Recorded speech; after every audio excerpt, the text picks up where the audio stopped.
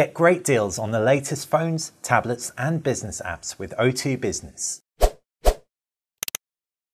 You're watching BTech, I'm Basil, and these are two of the best devices out right now, both powered along by incredible Snapdragon 820 processors with 4GB of RAM, and yet they're both also sufficiently different. This is the S7 Edge, this is the HTC 10, and you're watching our comparison. Before I dive into it, subscribe if you're not already subscribed to the channel. Subscribing, it really helps us out, and it means you stay on top of all the videos that we do, like this one.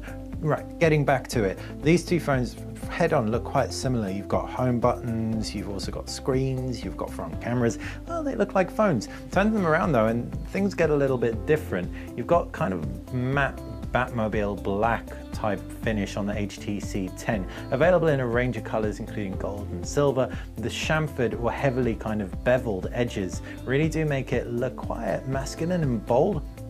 And still, in hand, there's a curvature to it that gives it a slight softness, and it does feel quite comfortable. It has a smaller screen of these two devices, 5.2 inches versus 5.5 inches.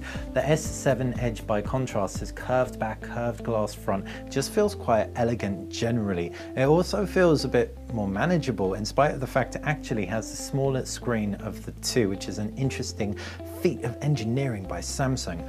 You can also see metal frame is where your hands hold onto, but there is a danger of kind of falling onto the screen a little bit. So if you are worried about that, check one out in the flesh before you pick one up. Right, as far as design highlights go, the HTC 10 has a capacitive button below the display. Unlike the physical home button on the S7 Edge, it doubles up as a fingerprint scanner as well though. You've got capacitive buttons either side. Down at the base, USB-C, you've got a bottom firing speaker and a front firing speaker as well. That camera, the front camera, autofocus and image stabilization. Right hand side, you've got volume rocker and power button. You've also got a nano SIM card slot. Left hand side, you've got an SD card slot. This is a micro SD and it's expandable not just in terms of natural expandability like with the S7 Edge. You've also got adaptable storage, so the SD card can actually fuse with the internal memory so you can install apps on it. You can also output high-res audio, and the HTC 10 is the first device I've come across to ship with high-res audio headphones out of the box as standard. I've listened to them and they sound great. Around the back, 12 megapixel rear camera, f1.8 lens as well, image stabilization. You've got a dual tone flash and laser autofocus. Right, putting that down, we can see 5.5 inches of Quad HD AMOLED display, looks stupendous. You have a 5 megapixel front firing camera, capacitive buttons either side of the home button, the physical home button, and down at the base, micro USB. More traditional, less future-proof, still does a good job. What do you think? Are you annoyed that there isn't a USB Type-C on here?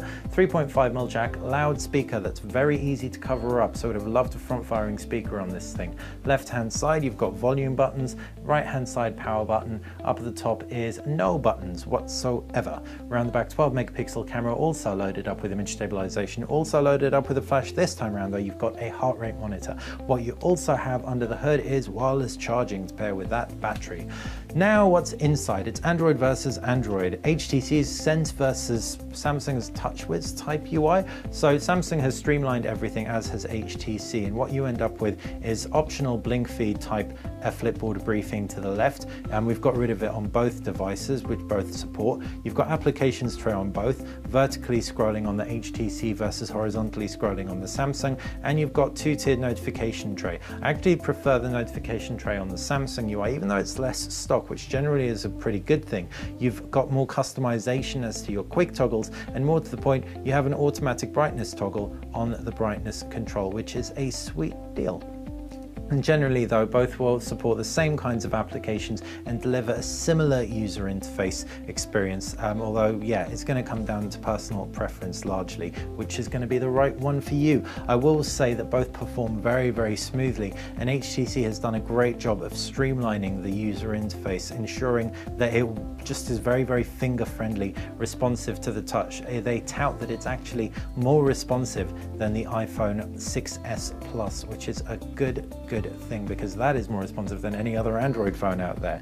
Right, back to the phones. Under the hood, like I said, powering both along Snapdragon 820 processors, 4GB of RAM. You shouldn't have any trouble gaming on these things. The only differences gaming-wise will be the screen quality and discrepancy across both, depending on what you prefer, and of course, covering up that speaker.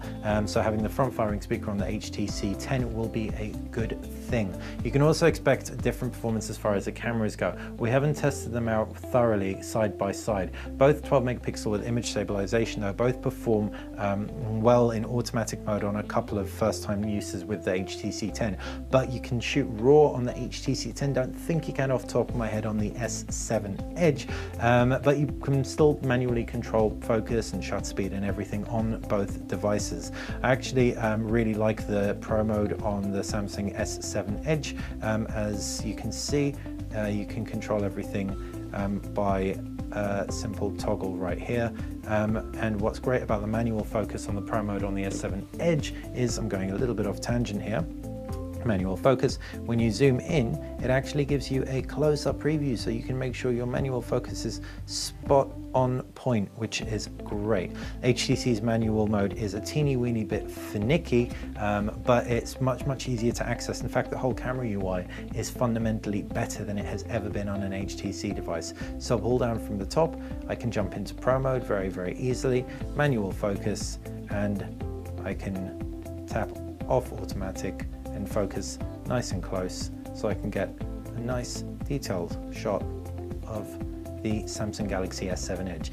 This is by no means a full review, but what it can definitely illustrate is that you can get a very nice shot on both devices, and you have a lot of control over the pictures that you take. Front camera's quality, you'll have to wait for the full review on that. But yeah, as far as other multimedia goes, like I said, gaming will be a breeze. Same kinds of support for applications like Netflix, BBC iPlayer, etc. Google Play Movies, be easy as pie to get video on here. Music, Spotify, you've got Tidal. Tidal on the HTC will take advantage of that high-res audio output, so I can definitely see why you'd want to opt for that if you had the HTC 10. And in addition to that, connectivity is going to be so good on both.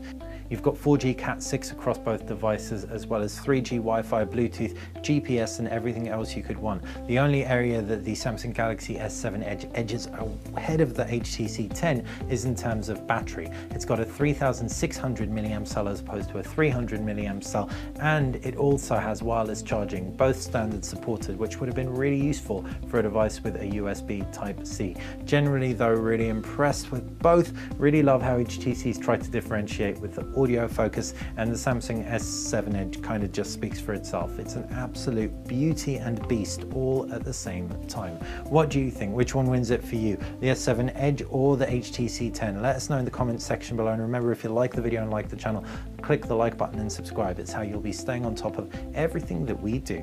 Thanks for watching BTech. Get great deals on the latest phones, tablets and business apps with O2 Business.